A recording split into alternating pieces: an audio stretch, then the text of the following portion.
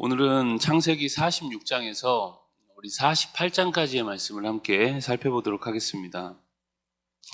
먼저 46장은 이제 야곱의 가족들이 이제 다 같이 애굽으로 이주하고 있는 내용을 다루고 있습니다. 그간 이제 아브라함, 이삭 그리고 야곱이라는 개인을 중심으로 이 구속의 역사가 진행되고 있었다면 이제는 12아들, 이제 이스라엘이라는 공동체를 중심으로 새롭게 이제 구속사의 차원이 열려지고 있는 모습을 볼 수 있습니다. 야곱은 이 모든 소유와 함께 그 가족들을 데리고 애굽으로 떠납니다. 1절에 보면 가나안 땅 이제 최남단에 위치한 부엘세바에 이르러서 거기에서 제단을 쌓고 하나님께 이제 예배를 드리게 되죠. 그때 하나님께서 이제 야곱에게 나타나십니다. 그리고 이렇게 말씀하죠. 3절에 보면 나는 내 하나님, 내 아버지의 하나님이니 그렇게 말씀합니다.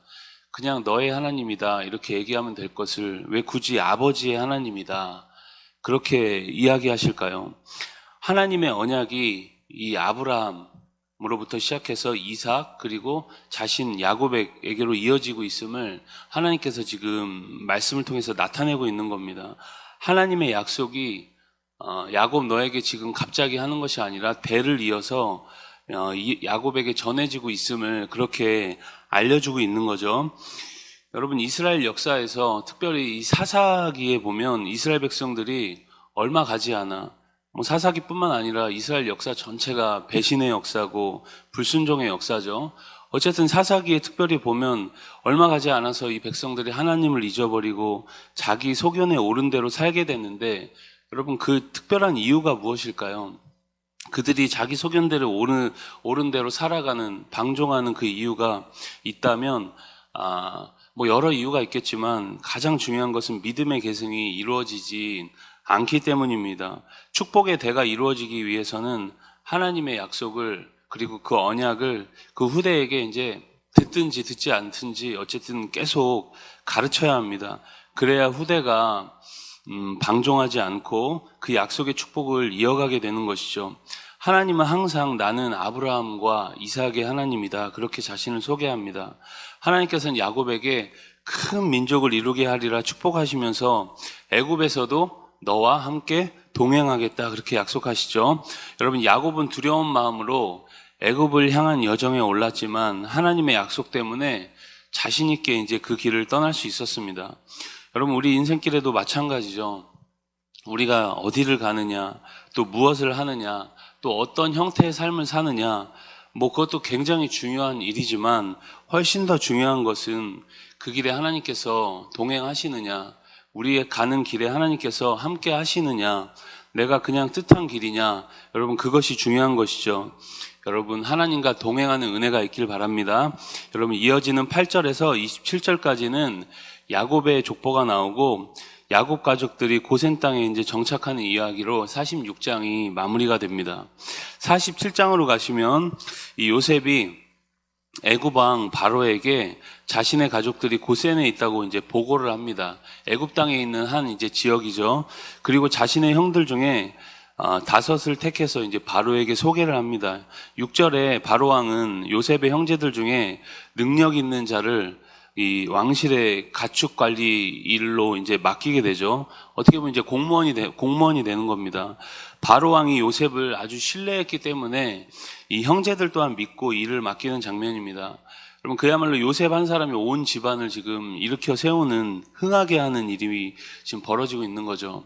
여러분 이어서 아버지 야곱도 바로 왕 앞에 섭니다. 그런데 놀라운 것은 이제 야곱이 이 바로 왕을 이제 축복하는 장면을 볼 수 있습니다. 여러분 축복이라는 것은 누구나 이제 다 할 수 있는 일이긴 하지만 보통은 이제 영적인 권위자가 그 복을 빌어주는 신앙적인 행위를 이제 축복하는 행위라고 볼 수 있겠죠. 그런데 여러분 당시 신으로 여겨지던 바로왕은 단순히 그냥 왕이 아닙니다. 신으로 여겨졌던 그 왕에게 이 야곱이 복을 빌어주는 축복을 하는 행위를 보면 이 야곱이 가진 어떤 영적 당당함 같은 것을 볼 수가 있는 것이죠. 오랜 세월 하나님과 동행하면서 그 안에 뭔가 영적인 그 당당함이 생겼던 것 같습니다.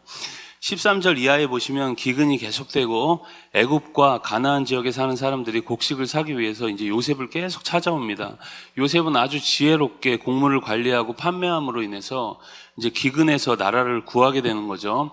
하나님이 주신 지혜로운 정책으로 백성들의 동요나 어떤 불평, 불만을 잘 잠재웠고 그런 것도 없이 여러분 바로의 왕권이 흉년이 들기 전보다 오히려 더 견고하게 되었다고 이야기합니다. 우리 25절 말씀을 47장 25절 말씀 함께 읽겠습니다. 그들이 이르되 주께서 우리를 살리셨사오니 우리가 주께 은혜를 입고 바로의 종이 되겠나이다. 백성들은 지금 요셉을 향해 이 기근의 때에 원망하는 것이 아니라 오히려 주께서 우리를 살리셨다.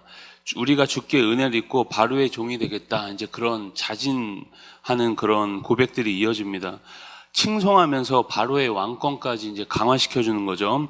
백성들에게는 아주 능력 있는 총리였고 바로 왕에게는 정말 믿을 만한 신하였던 것이죠. 마지막 우리 48장으로 가시면 본격적으로 이스라엘이라는 큰 공동체의 시대가 이제 열리고 있습니다. 야곱이 임종을 앞두고 요셉의 두 아들, 그러니까 손자겠죠. 손자들에게 이 언약을 전수합니다.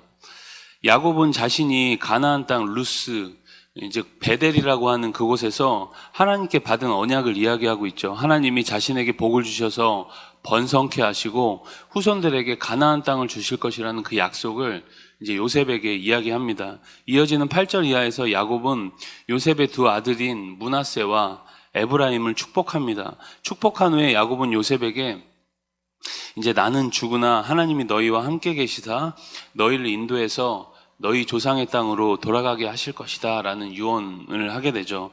이렇게 여러분 야곱의 죽음으로 아브라함으로부터 시작된 이삭과 야곱의 이제 족장 시대는 이제 그 막을 내리게 됩니다. 여러분 마치 한 알의 밀알이 땅에 떨어져서 죽어야 이제 열매를 많이 맺듯이 한 인간 야곱이 이제 죽는 대신 이제 이스라엘 12지파가 민족이란 이름으로 이제 풍성해지는 이야기가 시작이 됩니다. 여러분 하나님의 뜻이 참 유유히 우리가 성경을 천천히 보다 보면 유유히 이 세계와 역사 속에서 당당하게 개인적인 삶은 참 풍파가 많고 어려움들도 있지만 하나님의 역사는 유유히 흘러가고 있는 모습을 우리가 볼 수 있는 것이죠.